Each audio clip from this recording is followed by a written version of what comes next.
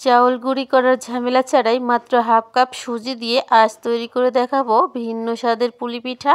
So viewers, আসসালামু আলাইকুম, welcome back to my channel. রেসিপিটি ভালো লাগলে একটা লাইক দিবেন, চ্যানেলটি সাবস্ক্রাইব করে বেল আইকনটি প্রেস করে দিয়ে পাশে থাকবেন। তো বন্ধুরা, আজকের পুলি পিঠা তৈরি করার জন্য প্রথমে একটা পুর তৈরি করে নিতে হবে। তার জন্য একটা ফ্রাই প্যানে 1 কাপ পানি নিয়ে নিলাম। পানিটা উষ্ণ গরম হয়ে আসলে এবার এর মধ্যে দিয়ে দিচ্ছি 1/4 চা চামচ লবণ আর 1/3 কাপ গুঁড়া দুধ। আপনারা চাইলে এটা লিকুইড দুধ দিয়েও তৈরি করতে পারেন। সেক্ষেত্রে হাফ লিটার দুধ জাল করে 250 গ্রাম করে নেবেন, তাহলেই হবে। গুঁড়ো দুধটা গুলিয়ে নেওয়া হয়ে গেলে এখান থেকে 4 চা চামচ দুধ আমি উঠিয়ে রাখছি। এবার দুধটা বলক উঠে আসছে, এর মধ্যে দিয়ে দিচ্ছি 3 টেবিল চামচ চিনি। চিনির পরিমাণ আপনারা বাড়িয়ে কমিয়ে নিতে পারবেন যার যার স্বাদ মতো। এবার দিয়ে দিচ্ছি সামান্য এলাচ গুঁড়া, সুন্দর একটা ফ্লেভারের জন্য। এলাচ গুঁড়াটা ভালোভাবে মিশিয়ে নিয়ে এর মধ্যে দিয়ে দিচ্ছি হাফ কাপ নারকেল কুড়া। এবার স্প্যাচুলা দিয়ে নারকেল কুড়াটা খুব ভালোভাবে দুধের সাথে মিশিয়ে নিতে হবে। আর এদিকে একটা মিশ্রণ তৈরি করে নিতে হবে।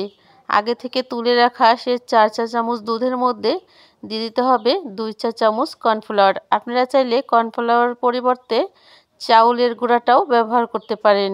এবার এই কর্নফ্লাওয়ারের মিশ্রণটা দুধের মধ্যে দিয়ে দিতে হবে, তবে একসাথে সম্পূর্ণ ঢেলে দেওয়া যাবে না। ঠিক এইভাবে অল্প অল্প করে দিয়ে দ্রুত মিশিয়ে নিতে হবে।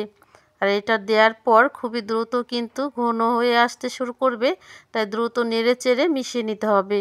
আমাদের দুধের ঘন মালাই কিন্তু তৈরি হয়ে গেছে, এর থেকে বেশি ঘন করা যাবে না, তাহলে শক্ত হয়ে যাবে। এবার এদিকে একটা প্যান বসিয়ে এর মধ্যে দিয়ে দিচ্ছি নর্মাল তাপমাত্রায় থাকা 1 কাপ পানি। এবার এর মধ্যে দিয়ে দিচ্ছি 1/4 চা চামচ লবণ, সাথে দিয়ে দিচ্ছি 2 টেবিল চামচ চিনি। চিনির পরিমাণটা আপনারা বাড়িয়ে কমিয়ে নিতে পারবেন। এবার নেড়ে চেড়ে চিনিটা গলে আসা পর্যন্ত অপেক্ষা করছি। তো বন্ধুরা, চিনিটা কিন্তু গলে আসছে। এবার এর মধ্যে দিয়ে দিব হাফ কাপ সুজি। আমি এখানে নর্মাল সুজিটাই ব্যবহার করছি, আর পুরো সুজিটা একসাথে দেওয়া যাবে না, অল্প অল্প করে ঠিক এইভাবে ঢেলে দিতে হবে। আর সুজিটা কিন্তু খুব দ্রুত পানি খেয়ে নেবে, যার কারণে অল্প আঁচে সুজিটা রান্না করতে হবে। এতে করে খুবই সুন্দর একটা ডো কিন্তু আমাদের তৈরি হয়ে যাবে। তো বন্ধুরা, দেখতে পাচ্ছেন আমাদের সুজির পারফেক্ট একটা ডো কিন্তু রেডি হয়ে গেছে। এবার চুলা থেকে নামিয়ে ডোটা একটা প্লেটে ছড়িয়ে একটু নর্মাল করে নিতে হবে। সুজিটা যখন উষ্ণ গরম অবস্থায় থাকবে, এই অবস্থায় এর মধ্যে দিয়ে দিব 1 চা চামচ রান্নার তেল। তেলটা দিয়ে খুব ভালোভাবে মেখে একটা খামির তৈরি করে নিব। 2 থেকে 3 মিনিট সময় নিয়ে খামিরটা খুব ভালোভাবে মেখে নিতে হবে। এতে করে স্মুথ একটা ডো কিন্তু আমরা পেয়ে যাব। তো বন্ধুরা, আমাদের সুজির ডোটা কিন্তু পারফেক্টভাবে তৈরি করা হয়ে গেছে। এদিকে আমি একটা বোর্ডের উপরে কিছু আটা ছড়িয়ে ডোটা নিয়ে নিচ্ছি। এবার ডো থেকে বড় একটা রুটি তৈরি করে নিব। আপনারা চাইলে ছোট ছোট রুটিও তৈরি করতে পারেন।